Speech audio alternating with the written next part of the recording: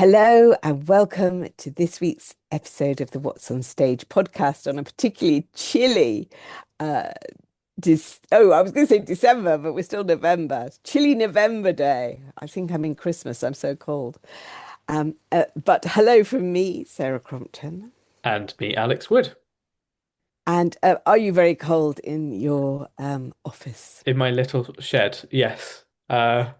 I'm particularly chilly. I've got my blanket wrapped around my legs like a retiree. Hopefully this is a distant vision of the future. Or a vision of the distant future even. And we also had a lovely morning yesterday, didn't we, Sarah? Came into Yes, London. we've been out. We went Yeah. out in London together. Very rare occurrence. Were we allowed to talk about what we saw? I can't remember. We didn't Yes, we decide. are. We did decide, yeah. We We saw, could yeah. say that we saw the film of Merrily We Roll Along, which is going to be the subject of a later episode. Yeah. Comes out on December the 4th, so we're saving it. And this week we're putting a film on the agenda, which comes out this week, which is Wicked for Good, which you have seen and I haven't. And then we're going to turn our attention to all our bar humbug shows, all the things that are on at Christmas and through into the new year that aren't specifically either Christmas themed or a musical. And so that's the subject of our conversation today. But incredibly jealous about Wicked because due to an organizational failure of immense proportions, I failed to get to see it. So tell me what it was like, Alex. Yeah, this is our annual What's on Screen episode, isn't it? To come Yes. along. Actually, we did the Richard Burton one, so yeah, quarterly What's on Screen episode. Yeah, so I've seen the film twice now. I'm gonna channel my favorite Mark Kermode impression for the next 10 minutes. So, for those who don't know, and I'm sure that everyone listening to the What's on Stage podcast does, Wicked for Good is based on the second half of the Wicked stage musical. They essentially adapted Act One for the first film, and it ended at the same point that Act One ends, with Elphaba flying off into the western sky, um, in sort of like the cliffhanger moment at the end of part one, and we pick up a year later in part two, and sort of like one of the phrases that's bandied around is that now all the characters are reacting to the consequences of the actions of part one. So everyone's back apart from a select few supporting players now in sort of a year older, and a bit wiser, or maybe not in the case of some characters. And yeah, it's a fascinating continuation of the Wicked story, and it's really fun to see who might have seen the stage show and who hasn't, because anyone who has seen Wicked on stage knows that the second half of Wicked is a lot more convoluted and a lot more messy in terms of the storytelling. No shade on any of those original writers, but here I have to say they've taken quite a rickety act two of a musical and turned it into a pretty sturdy film. It's not as good, I would say, as part one. And David Gordon, who is the lovely editor in chief over at Theatre Mania, disagrees with me on this. Oh, He does believes he? part two is better, but I maybe I just like my viral TikTok dances and and basic Shiz University hijinks, because this is a lot murkier. It's morally dubious. There's a lot more sprawling storylines going on as Elphaba and Glinda sort of try and battle their way through to the sort of very well-known conclusion. And halfway through Wicked for Good, they also start weaving in strands of the Wizard of Oz. So Yeah, you've that got sounds really Dorothy. interesting. That there's a scene where she sees a bit of the Wizard of Oz, be it Mm. from on as a sort of flickering shadow, which I think sounds fascinating. It's interesting having then rewatched The Wizard of Oz, the way in which it simultaneously does its own thing whilst also honoring the original. Aesthetically, there's definitely nods to the Wizard of Oz and the beautiful Technicolor panorama that was created in that original 1930s film. But at the same time, it has a very distinct identity. And the Wizard is an excellent case in point. He's a fun little semi-transparent projection in the Wizard of Oz, but here he's sort of like a domineering, sort of like skull voiced by Jeff Goldblum. Um, and it's fun to sort of see the Wizard of Oz sort of like transformed and sort of done in a counterfactual way. You start to sort of play with your notions of, you know, what is good, I guess, to refer to the title and what isn't. I guess for the musical fans who have been converted by part one, you might be a bit let down because there's a lot fewer numbers in part two. Um, There's fewer songs. I mean, that is the problem with the Wicked the stage show, isn't it? That there are fewer memorable songs, I suppose, and it is problematic that you have the best song at the first act interval, effectively. And mm, so, how do they get around that? Do you feel? well, How do there's they? there's definitely a couple of big bangers in there. So you've got No Good Deed, which is sort of Oh like yeah, Elphaba's big 11 o'clock number where she sort of has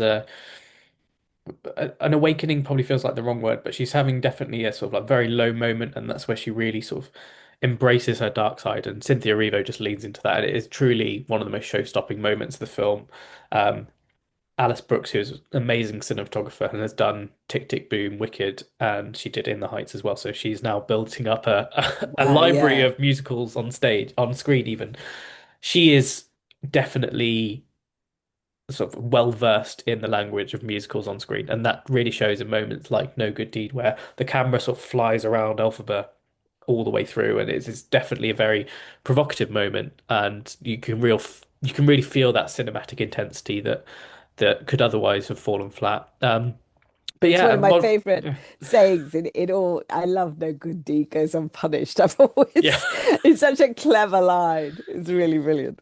It's yeah, and I think it's nice to have finally those moments immortalized properly on screen Yeah, and done justice because, like you say, they are so well regarded on stage and they are beloved, and every fan will pore over how every different alphabet does every single different line of that number. And now we have a definitive Cynthia Erivo version, and she absolutely rises to the occasion, both on screen and with her vocal talents, by defying gravity. But Leo Mumby, who's a good friend of mine and a musical director, pointed out that there aren't any ensemble numbers in Wicked for Good or in part two of Wicked, right, really, aside from the start of Act Two, um, with Thank Goodness. Other than that, it's all solos or duets, as long as you're mine, right. no, Interesting. for good, etc. And the problem with that is it means that you don't get the fun stuff that you had in part one, like with no, like Dancing Through Life or What Is This Feeling, where you can have sort of like a big panorama of Yeah. performers all sort of like dancing together and creating this big spectacle. And as a result, it does feel like you have to sort of like wade through the material that bit more because there aren't those big lifts, and the lifts, like the film has to try harder to find those lifts. Um, so I guess that would But be my criticism. I'm really looking forward to seeing it. What I noticed from reading about it and watching the trailers and so on. I mean, two things. One is it's shorter, so Mm. which is, interesting to have a Music to your sequel ears. that's Yeah. yeah, well, the first I did adore the first one, but it was quite long. So the fact that she's a little bit shorter, I like. But what I'm really struck by is how the performances of Cynthia Erivo and Ariana Grande are already being talked of in terms of Oscar contention, Mm, particularly Erivo in the things I've read. And I think that's interesting that, it's like The Godfather, Wicked is The Godfather, that the film itself is mm, being much liked and much talked up. So that's, the possibility of a sequel getting a nomination in all the awards, which is not that common. B, a musical doing so well, and C, the mm, fact it really has completely launched Cynthia Erivo as this megastar. I mean, she mm. is just, astonishing, really. She did a thing at American Ballet Theatre. Mr. Copeland danced with her, and you just think, God, this is big. Mm. She is utterly dominating the cultural landscape through that performance. Lots to say on that actually, because I would say that of the reviews I've seen, part two has definitely been less well received than part one. And I think it's had everything from 2-star reviews in the Independent through to 5-star reviews in the Standard. And you can tell that people are slightly divided because they didn't know what they were going to get from part two, whether or Yeah. not it would be similar to part one, or would it be this political thriller that it ends up being in part two. And going from a high school comedy to a political thriller is quite a big gear shift. I would also say that of the two of them, it sounds like Ariana Grande is the one with the stronger chance of winning the Oscar. Looking at all like the variety polls, and they do those opinion trackers and everything, and it's you can basically bet thousands of dollars on whether or not who's going to win an Oscar. Yeah, And yeah, it feels last year as though they might have been snubbed, really, in some respects, but at the same time, their performances here are a lot deeper and they've got a lot more to grapple with because they are facing a lot more morally dubious stuff rather than just high school comedy. Um, and then finally, I think it is just great for both of those actresses that they've had a chance to really thrive and succeed. Um, so yes, and like you say, it's great that they can now go on and do other things. And yeah, even on stage or on screen, they are huge pulls. Now, if you look at, say, the seating plans for Cynthia Erivo's Dracula, which is coming to the West End in February, it's almost completely sold out, and that's just a yeah. solo show. So it's just excellent for us on the theatre side of things that we've now got these huge talents that we know love the theatre, we know started out in the theatre and would be desperately keen to come back to the theatre. So hopefully between the two of them and Jonathan Bailey, we'll have some well-stocked stages over the next few years.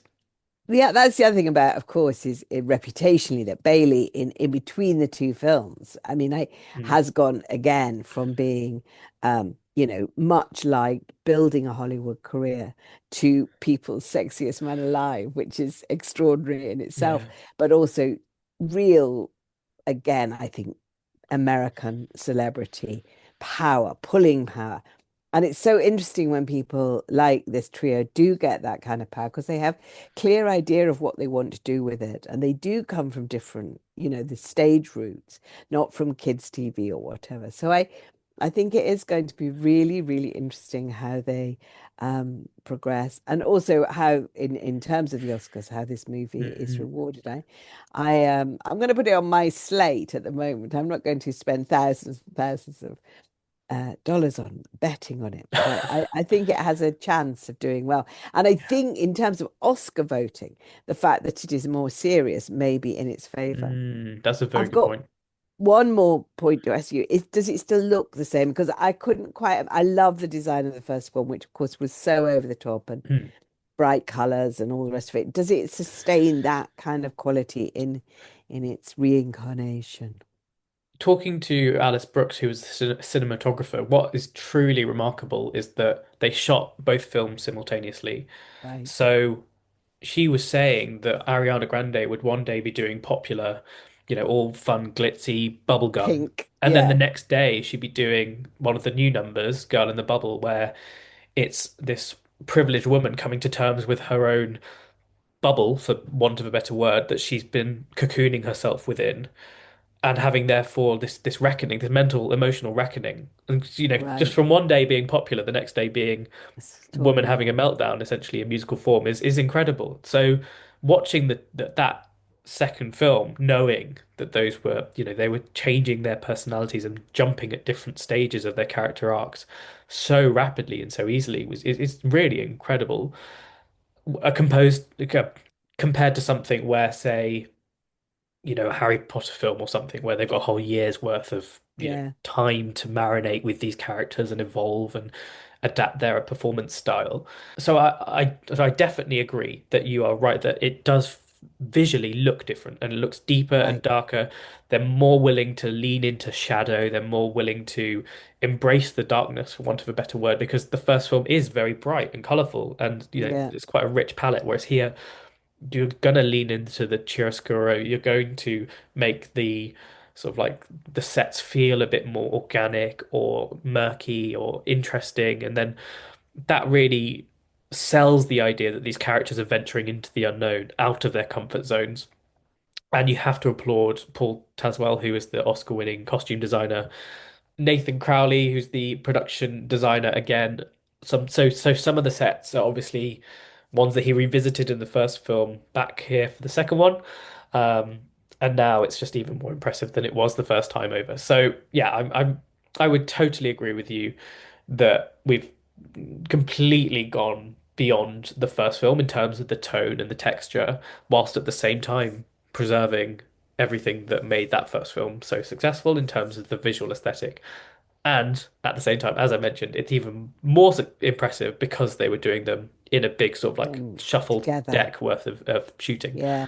Um, Yeah. so it definitely makes me think, Cynthia and Ariana, even more impressive them as performers compared to what I would have thought before this film franchise was, locked in. Well, I can't wait to see it. And when I have seen it, I'll come back on my prediction of whether it really will be like Godfather 2 and the film that everybody says this is the one to see. Because I think there's something quite I always think it's interesting having two-part films. So I'm looking forward to it very much. But for now, I think we should talk about things I have seen, or indeed, I'm having a very theatrical day today because I'm going to see a double theatrical. Ooh, I'm doing the matinee of All My Sons, which I'm so excited about. The Eva Van Hove, which with Bryan Cranston, which is opening at Wyndham's, and then this evening I will be at David Eldridge's End, wow. um, which is opening in the National Theatre. And this is an opportunity to trail the fact that David Eldridge will be our guest on next week's podcast on Friday because he Yeah. has not only End opening, but he's also got The Spy Who Came In From the Cold coming to Soho Place. So I am going off to interview him on Monday, sadly alone, but I Sorry, will be yes. I will be elsewhere, unfortunately, but I cannot wait to hear your interview with David. there. Because, like you say, when you've got two shows on simultaneously at big London venues, that's always something worth talking No, about. it's quite rare. And so, yeah, so we'll be seeing him next week.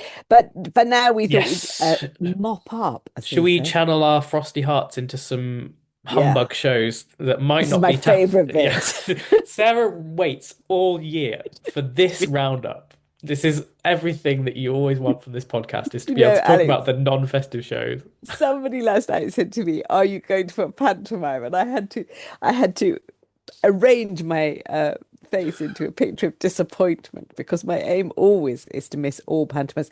I always slightly hope I might get to the London Palladium pantomime, but somebody else does that. So, and Yeah. I absolutely recognize that my dislike for pantomime means that I shouldn't be allowed to see the one sort of culturally Mm. significant one in some ways. I mean, the Julian Clary London Palladium pantomime has become a thing. Maybe that will be the one Anyhow, to convince you in time. Who knows? maybe you Maybe should send one me this. year. Yeah. Yeah. We Yeah, can. next year, next year. Michael Harrison will charm you into becoming a panto devotee, and you'll I be doubt the it. back end of a cow before too long. Oh dear. Moving Right. swiftly So, on. where do you want to start with your list of non-festive shows Um, that might be tapping into the more miserly side of the festive period? well, it's not actually, it's not mostly what I think. So, what I do think, in all seriousness, what's become interesting over the years is the way that theatres have realised there is a non-panto audience. There is me, essentially, and slightly younger incarnations of me. And we might want to go and see things that are serious. And so there are some serious shows, but there are quite a lot of interesting comedies around as well. And I am absolutely fascinated by the fact that Timothy Sheeda is putting on at the Donmar Warehouse When We Are Married because this J.B. Priestley play, which I think was written in 1934 and set at the turn of the century, set earlier, isn't done, as far as I can see, it hasn't been done in London for like 15 years. So it's quite an interesting piece of excavation, but also it may well be a perfect comedic Christmas entertainment because it's a sitcom essentially, I think, by Priestley. I've never seen it. I've read it and I've seen a film, but it's basically got three couples who are got married on the same day who get together in Yorkshire in respectable middle class turn of the century Yorkshire to celebrate their 25th wedding anniversary. And they're non-conformists. And they discover that the minister who married them had the wrong certificate. So they are not married. And that's the setup. But what's interesting about it as a play, as far as I can see, though seeing it may well change my mind, is that it's about different forms of control. It's very funny. But Priestley self-consciously wrote a play which is full of henpecked husbands and controlling husbands and domineering and controlled wives. So the sexual politics of it are very much of its period where these kind of relationships could be sent up for comic effect. So and it's ripe for someone to seize it and show it as in a different light because it is very funny because you get that kind of, well, as far as I can tell on the page, you get that puncturing of respectability and hypocrisy all the time. So Mm. that's what makes it appealing. Is it almost a precursor to an Alan Ayckbourn? Absolutely, I think it's a precursor to Acheborn. And Acheborn actually is somebody I long to see a bit more of around Christmas because of course he's got comedy set around Christmas, which in my memory are very, very funny. But yeah, it is. And it's also a precursor of all those sitcoms in the 70s, where, Terry and June and things like that, where the whole thing was about the dynamics of the relationship. And I think it will be really interesting. It's got, a good cast of Mm. people. Sophie Thompson, Samantha Spiro, I'm going to forget people, Ron Cook, um, Jim Howitt John from Ghosts. John Hodgkinson. I mean, nice, nice people. Yeah. And it will be a nice setting for it, the Don Mar. So Mm. I am looking forward to seeing that. It was funny when they announced the cast because it was quite a lot of people that had done quite big sitcoms or comedies. And I They're thought, very oh, good comic okay. actors. Oh, yeah, it's Yes. great casting there. Even like someone like Tori Allen Martin, kind of Yes. great success in the sitcom world. So it's great programming from Tim Sheeder to think what might Christmas be to people, or what could be an escape while simultaneously finding that funny bone. Yeah. No, so that's I'm really excited about seeing that. What are you keen about that isn't?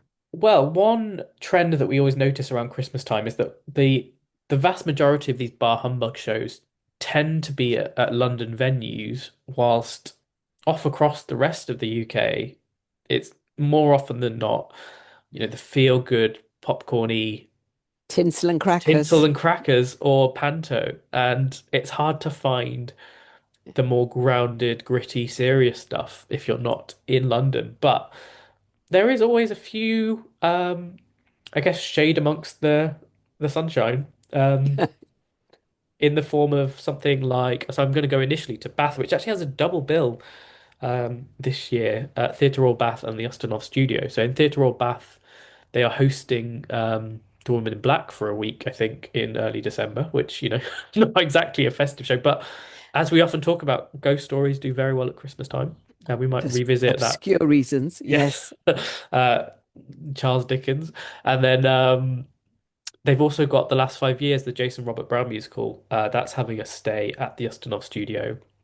It first opened in Reading, then it moved to Cirencester, and now it's completing its westward journey by going to Bristol for a winter season. And it's not exactly a positive musical. It's all about failed romance Dark. It's told dark, isn't it? in Yeah. like two intersecting reverse chronological and chronological storylines. So that is great again to see that they're willing to go for something that isn't necessarily all fun and games. I think last year they did By Jeeves, so it's complete gear shift compared Yes. to that in the Ustinov studio. And hopefully there's Bath audiences that are willing to sort of tap into a bit of festive heartbreak, um, which, Yeah, that's interesting. quite a lot of, holiday movies do involve a bit of heartbreak. So maybe it's good that that's also the case here.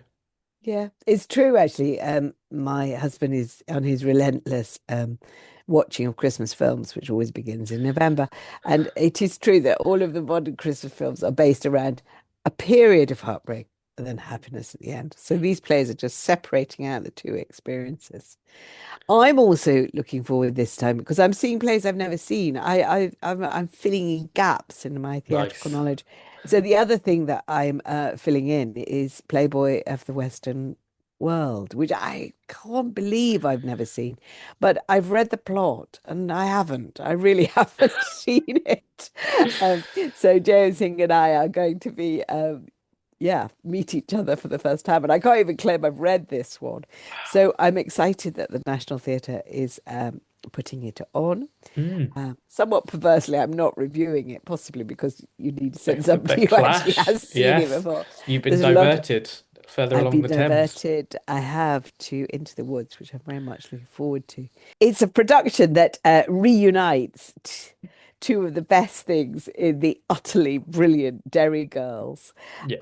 which is Nicola Coughlan and Siobhan McSweeney, who are back on stage here together, would just be fab. And I think that has been, it seems to have sold very well, and it is not casting any uh, bad light on Iona Hardwick, who is playing the Playboy, to say Mm. that I suspect it's the Derry Girls reunion that's shifting the tickets. I mean, I Well, think that excitement of seeing them together. But it's an incredibly strong cast all yeah. round. I think Hardwick's also one of those big rising star names, part of that consistent renaissance of Irish performers. And he was actually in Normal People as one of Oh, Connell's that's right. friends, played by Paul Mescal.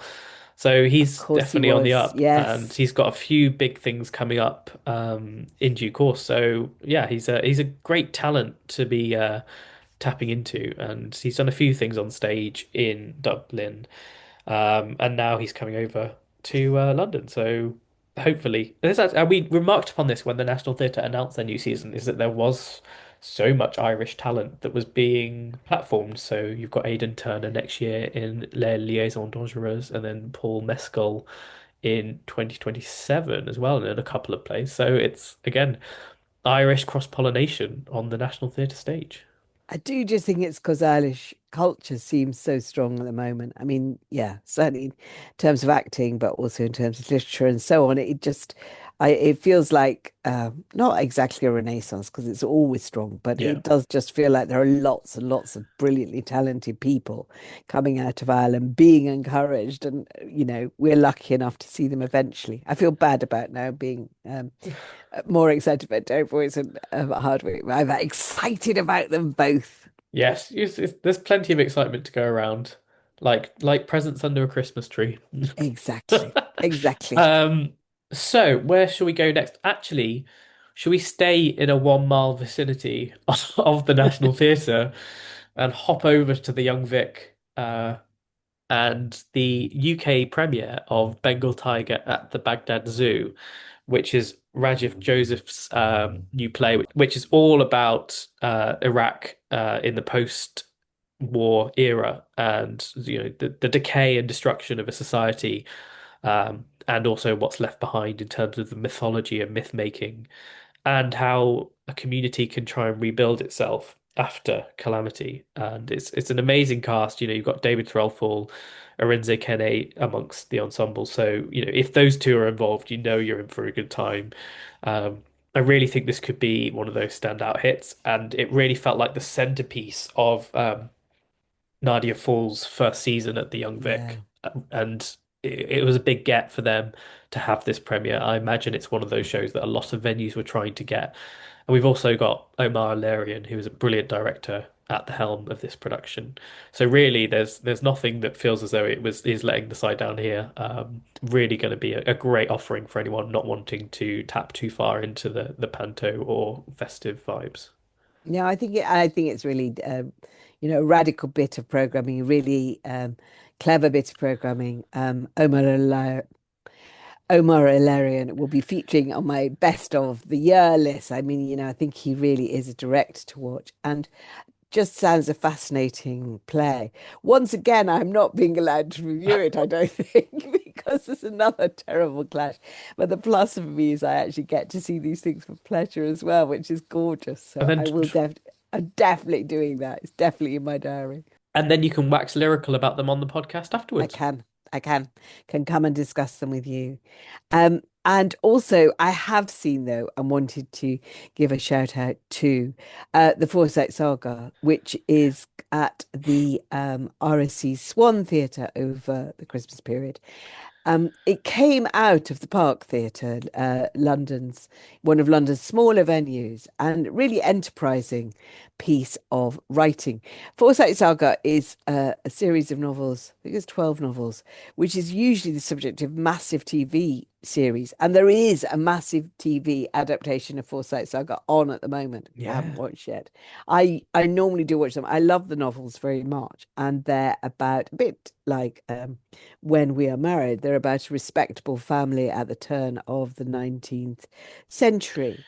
Um, what was utterly, utterly brilliant about this adaptation is that it puts a very big thing into a very small space. Mm. And it just made the story of the novel so just took it to its bare bones, but really didn't lose anything. You still got all the themes of inheritance and envy and intergenerational trauma and all the rest of it. And it was beautifully, beautifully done. So it was adapted for the stage by Sean McKenna and Lynn Coughlin, and is amazingly well shaped. And it just I don't know. It was utterly gripping. It's done in two parts. It was a great surprise of last year Mm. that everybody sort of dragged themselves along to the, the park on a Saturday, and there's always a sort of pulling back the curtain. There's always a slight kind of working at a weekend attitude to that if you're a critic, but utterly, utterly entranced. I mean, we just sat there amazed, and Daniel Raggett's direction really clever because it again makes a lot of very little, puts the emphasis in just the right places. Joseph Milsom, who led it as Soames, who's one of literature's great characters, um, uh, is returning to it. And they made certain changes for modern sensibilities, and they've sort of upped certain aspects. I won't say anything about it in case people don't know, but it's just a very gripping story and beautifully told. It's true that you don't see as many two-parter plays anymore. Since the pandemic, have sort of been fewer and further between than they might have been beforehand. So it's nice that there's a big old offering at the RSC to allow that to happen. Yeah, and it really, I mean, it will be a brilliant entertainment. I mean, it is just that classic thing of somebody saying, "Let me take you by the hand and tell you a story," and it's terrific. My next offering is another piece of new writing making its UK premiere, but very different to Bengal Tiger, which is Cola Scola's Tony Award-winning Hoot O'Mary, which is finally coming to the London stage after months and months of speculation, with Mason Alexander Park, a friend of the pod, at the helm, and they are going to be incredible in that role. They've made no secret of the fact that they really had their eyes set on doing this, and there were some rumblings about whether or not Cola Scola would come over it and do it themselves, but it's nice in a way that we get this British stamp, and the cast also includes brilliant people like Giles Terera, who we know has netted a big play revival next year for One Flew Over the Cuckoo's Nest. So we've got Giles Terera in this one for a limited spell from December. So a little festive treat, and maybe this one that is a bit more raucous and sort of Christmassy in terms of the tone of it, but really the subject matter based on the story of Mary Todd Lincoln responding to the very dramatic murder of her president husband, Abraham Lincoln, at a theatre is ripe for theatre lampoon. And I guess Yeah. with British audiences, we are a step beyond this. So that's really quite intriguing to It- see how British audiences react in the same way to something like Hamilton, maybe.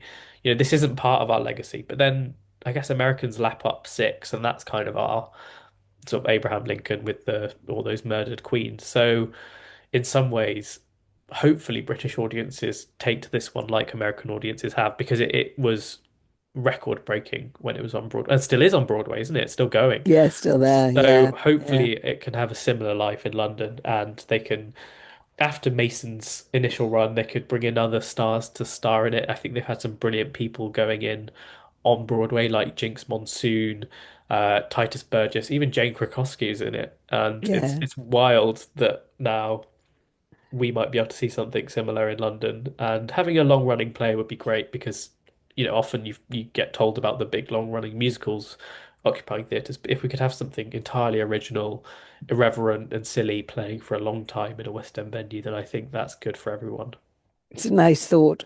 It's another of my favorite jokes, you know, that theatre joke about. And apart from that, Mrs. Lincoln, how was the play? I've always it's always been one of my favorite jokes. So I'm really excited to see this sentence expanded essentially into an entire evening's entertainment, and it does sound brilliant, and I can't wait to see that. Yeah, I always feel sorry for Mary Todd Lincoln. I Fascinating just figure. yeah, and I just think that she's always cast as this dour, unpleasant person. And yet, I don't know. We're not the rest is history, so we're not going to spend time discussing this, are we? But hopefully, Cole Escola has done Mary Todd Lincoln justice. Um, yes. So, where would you like to go next? Well, I'm just going on a kind of a sort of quick Firing from roundup the of hip. other Yeah. things. I can't remember anything else I've got actually. What else have I got? Oh no, here we go. Um, yeah, so I'm just going to go on a quick roundup of other things that I am interested in and that aren't quite Christmas but are on over the Christmas period, which include The Rivals, another production, which I think is at the Orange Tree in Richmond. Just before the Orange Tree, in fact, closes. I think it's the last production there until they have a rebuild. And they had a great success last year with the Oliver Goldsmith "She Stoops to Conquer," and that they did make a bit Christmassy. This I don't know if they are going to, but it's got Robert Bathurst and Patricia Hodge in it, both of whom are superb Yeah. comic actors.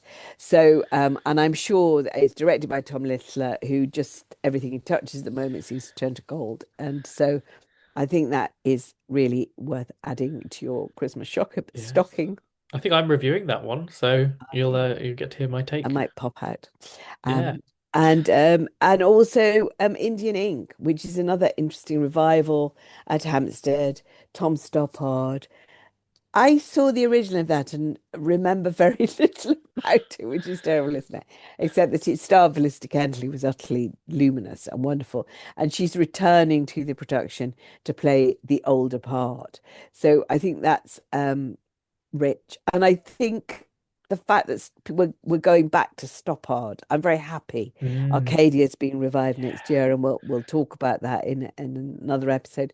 I'm really to sort of excavate. You lose those early 20th century playwrights to some extent. So people like Stoppard and Hare, Brenton. I'm always glad when people revive them mm, because they are so brilliant. And the danger is that they're the ones who get squeezed by the need to revive classic stroke in inverted commas play, and then the need for new writing.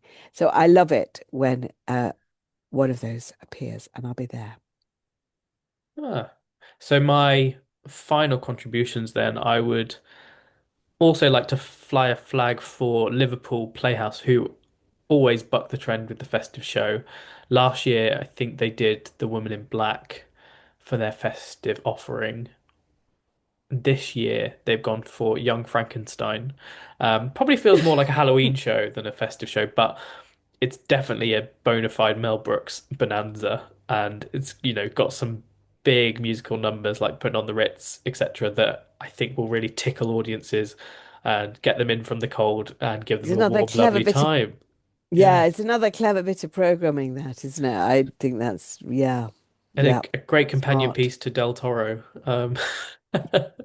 I feel as though in another life, also Mel Brooks would have been a great panto writer if he had, started out on these shores. He has something that feels like it's a kindred spirit to panto in the way that he writes.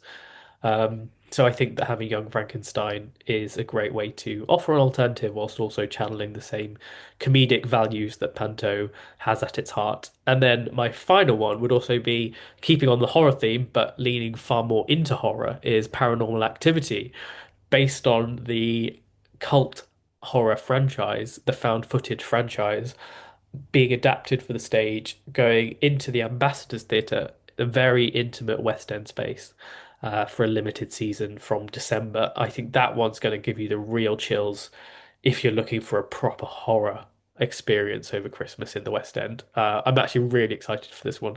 I haven't actually seen the films, so I need to probably see them beforehand, but I just think it's good to have a good horror show in the West End now that the Woman in Black's sort of off on tour. And like it's going to be a companion piece to the Mousetrap, which is, the greatest whodunit. So you've got a whodunit and a horror show next door to each other. So you've got a Yeah. very spooky heart of the West End going on in December. So big old fan of that. One of the interesting things which we were talking about yesterday, just to conversation to a close, that we were talking yesterday at breakfast about the rise in the popularity of horror and way that it seems to be experiencing a sort of bloody boom. And I think it is interesting. People are leaning into that idea of something uncanny and horrible around the corner, perhaps because life itself feels a bit as if there's something horrible and uncanny around the corner, or perhaps as escape from it. So I am really interested in that. And yeah, there's the other. We'll end just to say the other show that's opening, though not being reviewed in December, is another in a small intimate Western theatre taking a movie, which is High Noon, which is opening at the Harold Pinter with Billy Crudup and Denise Gough, which seems a really extraordinary venture to put a Western on a stage, Mm. perhaps part of a revival of Westerns. But yeah, so we'll no doubt talk about that later. But that is in preview in your Christmas period. I've started watching the morning show and Billy Crudup. I think I'd been sleeping on him. I had not really appreciated just how good a talent he is. I didn't see the solo show that he did in the West End recently. So yeah, that my investment levels in that have gone up significantly, especially with someone who as brilliant as Denise Gough also in Yeah. for the ride. Yeah, that's going to be again. It sort of reminds me of that Hills of California slot where new writing coming into the Harold Pinter Theatre for a sort of late winter season.